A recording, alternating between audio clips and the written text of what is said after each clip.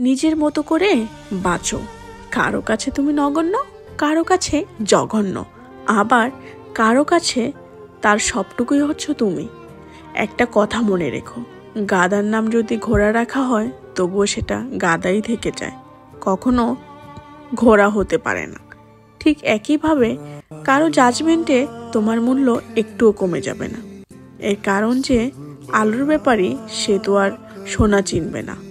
তোমাকে নিয়ে অন্যরা অনেক কিছুই বলবে, যেমন ধরো তুমি নেকা, তুমি বোকা, তুমি রাগী, তুমি অহংকারী, তুমি বদমেজাজি, এরকম অনেক কিছুই তোমাকে নিয়ে বলবে। কিন্তু আসলে এর কোনোটাই তুমি নও।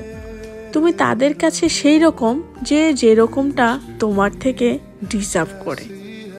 একটা কথা স্মরণ রেখো, দিন শেষে তুমিই তোমার, একটু একটু ভালো, একটু একটু মন্দ।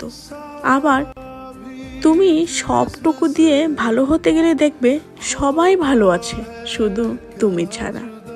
তাই অন্যজনের জাজমেন্টে কখনোই তুমি নিজেকে জাজ করবা না। তুমি নিজে জানো তুমি কি, অন্যরা কি ভাবলো তাতে পাত্তা দেওয়া যাবে না। তোমাকে নিয়ে বিভিন্ন রকম মনোভাব বিভিন্ন মানুষের থাকতেই পারে। সবার মনোভাব চিন্তাভাবনা পরিবর্তন করার দায় নেই।